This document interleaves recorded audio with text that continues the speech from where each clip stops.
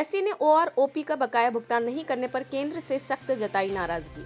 Supreme court ने नाराजगी जताते हुए साफ किया कि पेंशन के बकाया को किश्तों में देने का नोटिफिकेशन को वापस लेना होगा। एससी ने केंद्र सरकार से मामले में 20 मार्च तक संक्षिप्त नोट मांगा। एससी ने केंद्र से बताने को कहा कि अब तक ओआरओपी को लेकर क्या भुगतान किया गया है, भविष्य में कैसे भुगतान करेंगे। एससी ने कहा यह बहुत दुख भरा है कि 4 लाख सेना कर्मियों की मृत्यु हो गई है। एससी ने कहा रक्षा मंत्रालय कानून को अपने हाथ में लेने का प्रयास न करे। तेलंगाना विधायकों की खरीद फरोख्त मामले में नहीं होगी सीबीआई जांच। एससी तेलंगाना विधायकों की खरीद फरोख्त मामले में सीबीआई जांच को चुनौती देने के मामले में फिलहाल सीबीआई जांच नहीं करेगी। एससी ने कहा जब तक मामला कोर्ट के सामने है सीबीआई जांच ना करे। एससी में मामले की अगली सुनवाई 31 जुलाई में होगी। संसद के दोनों सदनों में राहुल गांधी द्वारा लंदन में दिए गए बयान पर हंगामा शुरू।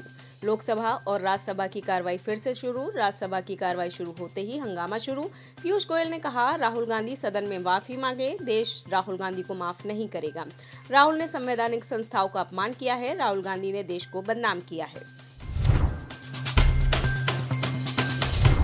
एससी ने इलाहाबाद हाईकोर्ट के 2017 के फैसले में दखल देने से इनकार किया। इलाहाबाद हाईकोर्ट परिसर में मस्जिद हटाने के मामले में एससी ने एचसी के मामले में दखल देने से इनकार किया। एससी ने याचिकाकर्ता को परिसर को खाली करने के लिए 3 महीने का समय दिया। सुप्रीम कोर्ट ने याचिकाकर्ता को मस्जिद के लिए दूसरी जगह जमीन की मांग के लिए राज्य सरकार के पास अपना पक्ष रखने की इजाजत दी। इलाहाबाद एससी ने कोर्ट परिसर में स्थित एक मस्जिद को खाली करने के निर्देश दिए थे। भराड़ीसैंण में चल रही धामी कैबिनेट की बैठक हुई खत्म। धामी कैबिनेट की बैठक में बड़ा फैसला, विधायक निधि को बढ़ाकर 5 करोड़ किया गया। महिला मंगल दलों की राशि 40 लाख की गई, 25 लाख से बढ़ाकर राशि 40 लाख की गई। मंदिर सौंदर्यीकरण के लिए 50 लाख मिलेंगे। केंद्रीय मंत्री गिरिराज सिंह ने राहुल गांधी को लेकर दिया बयान। कोई व्यक्ति जब देश के बाहर प्रधानमंत्री को अपमानित करता है तो वो देश को अपमानित करता है। जो लोकसभा में घंटों तक वक्तव्य दे और विदेश में जाकर कहे कि लोगों को बोलने नहीं दिया जाता, इस पर लोकसभा अध्यक्ष को कार्रवाई करनी चाहिए। जिस ढंग से लोकतंत्र और देश को अपमानित करते हैं, ये टुकड़े टुकड़े गैंग की भाषा बोलते हैं।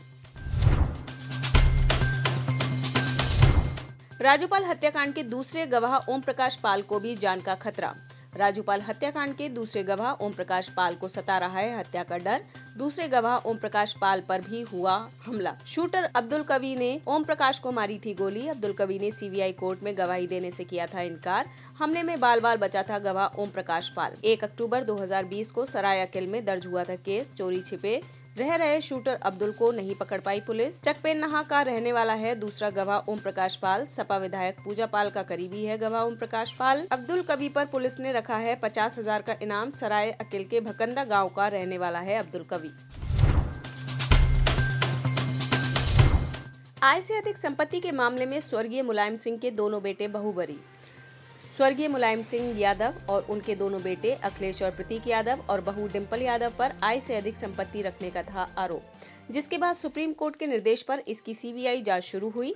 यादव परिवार के खिलाफ शिकायत पूर्व कांग्रेस नेता विश्वनाथ चतुर्वेदी ने की थी। इस मामले पर पिछली सुनवाई 5 दिसंबर 2022 को हुई थी।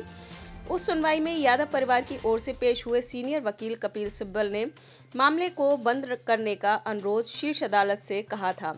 सिब्बल ने दलील की थी कि सीबीआई 2019 में हलफनामा दायर कर कह चुकी है कि वो केस की जांच को बंद कर चुकी है। अब मामले में कुछ नहीं बचा है। सिब्बल की इस दलील का याचिकाकर्ता विश्वनाथ चतुर्वेदी ने किया था विरोध। रायबरेली ऊंचाहार एनटीपीसी की यूनिट नंबर 6 में आई खराबी। रायबरेली ऊंचाहार एनटीपीसी की बॉयलर एरिया में तकनीकी खराबी से बंद हुई यूनिट नंबर 6500 मेगावाट प्रति घंटा विद्युत उत्पादन वाली यूनिट हुई बंद। उत्तराखंड, दिल्ली के आंशिक भाग में आपूर्ति बाधित। यूनिट बंद होने से यूपी के कई जिलों में सेवा प्रभावित। यूनिट नंबर 6 में ही ब्लास्ट से 45 की मौत हुई थी। आप सांसद संजय सिंह ने राज्यसभा में दिया 267 का नोटिस। आप सांसद संजय सिंह ने दिया नोटिस। संजय सिंह ने राज्यसभा में दिया 267 का नोटिस। केंद्रीय जांच एजेंसियों के दुरुपयोग का मुद्दा उठाया। सिसोदिया समेत कई नेताओं पर चल रहे मामले उठाएंगे। उत्तराखंड चारधाम यात्रा के लिए श्रद्धालुओं का पंजीकरण जारी। उत्तराखंड चारधाम यात्रा के लिए अभी तक 2.50 लाख से अधिक श्रद्धालु कर चुके हैं पंजीकरण। केदारनाथ धाम के लिए 1.39 लाख पंजीकरण, बद्रीनाथ धाम के लिए 1.14 लाख पंजीकरण हुए। चारधाम यात्रा को लेकर श्रद्धालुओं में है उत्साह। इलाहाबाद हाईकोर्ट के 10 न्यायाधीश हुए स्थायी, ली स्थायी न्यायाधीश पद की शपथ। इलाहाबाद हाईकोर्ट के 10 न्यायाधीश हुए स्थायी। Justice Chandra Kumar Rai, justice Krishna Pahal, justice Sameer Jain, justice Ashutosh Srivastava, justice Subhash Vidyarthi, justice Brajraj Singh, justice Shriprakash Singh, justice Vikas Badhwar, justice Om Prakash Tripathi, justice Vikram D Chauhan ने ली स्थायी न्यायाधीश के रूप में शपथ। उत्तराखंड के भराड़ीसैंण में राज्यपाल के अभिभाषण से शुरू हुआ विधानसभा सत्र।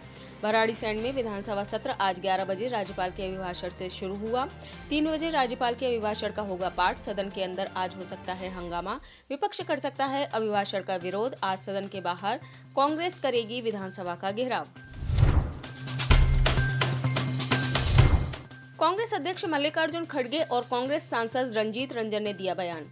हम आज संसद में बेरोजगारी, महंगाई और ईडी सीबीआई के मुद्दे को उठाएंगे। भाजपा सिर्फ मुद्दे को भटकाना चाहती है और विपक्ष को डराना और धमकाना चाहती है।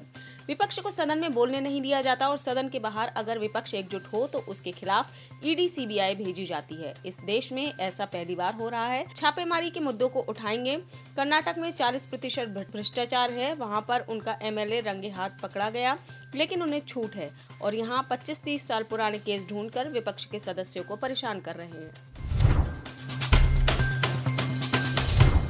श्री काशी विश्वनाथ मंदिर में तय समय के बाद स्पर्श दर्शन के लिए देना पड़ेगा शुल्क। श्री काशी विश्वनाथ मंदिर में देना होगा शुल्क। मंदिर में स्पर्श दर्शन के लिए देना होगा शुल्क। मंदिर प्रशासन जल्द लागू करेगा शुल्क की व्यवस्था। मंदिर में 500 से 1000 रुपए तक का हो सकता है शुल्क। मंदिर न्यास परिषद की ओर से प्रस्ताव को मिली मंजूरी। तय समय के बाद स्पर्श दर्शन के लिए देना पड़ेगा शुल्क। शुल्क देने के बाद गर्भगृह में भक्तों को मिलेगा प्रवेश। सुबह 4 से 5 बजे, शाम 4 से 6 बजे होगा स्पर्श दर्शन। चीन में लगातार बढ़ रहे हैं फ्लू के मामले। चीन में लगातार फ्लू बढ़ता जा रहा है। हालत ये है कि अस्पताल में जगह कम पड़ने लगी है। साथ ही मेडिकल की दुकानों में दवाइयों की कमी से हालत ये हो गई है कि चीन में एक बार फिर लॉकडाउन लगाने की तैयारी की जा रही है। हालांकि लॉकडाउन की तैयारी को लेकर चीन के लोगों में नाराजगी है। भारत सरकार दिल्ली से अफगान राजनयिकों को प्रशिक्षण प्रदान करेगी। तालिबान की सत्ता में आने के बाद भारत और अफगानिस्तान के रिश्ते एक बार फिर सुधरने लगे हैं। अब भारत अफगान राजनयिकों को ऑनलाइन प्रशिक्षण प्रदान करेगी। इस कदम ने दोनों देशों के बीच नए संबंधों के निर्माण का संकेत मिला है। सूत्रों ने कहा कि भारत सरकार दिल्ली से अफगान राजनयिकों को प्रशिक्षण प्रदान करेगी। ये ट्रेनिंग प्रोग्राम 14 से 17 मार्च के बीच आयोजित किया जाएगा। महिला जज को धमकाने के आरोप में फंसे इमरान खान। पाकिस्तान के पूर्व प्रधानमंत्री इमरान खान के सितारे इन दिनों लगातार गर्दिश में चल रहे हैं। पहले तो रैली के दौरान उन पर जानलेवा हमला हुआ, फिर उसके बाद एक एक कर पाकिस्तान में उनके ऊपर एफआईआर दर्ज की गई। अब उन पर महिला जज को धमकाने के आरोप में उनके खिलाफ गैर जमानती गिरफ्तारी वारंट जारी किया गया है। आप इस खबर के बारे में क्या सोचते हैं, हमें कमेंट सेक्शन में बताएं। साथ ही ब्रह्मास्त्र न्यूज को सब्सक्राइब और शेयर भी जरूर करें।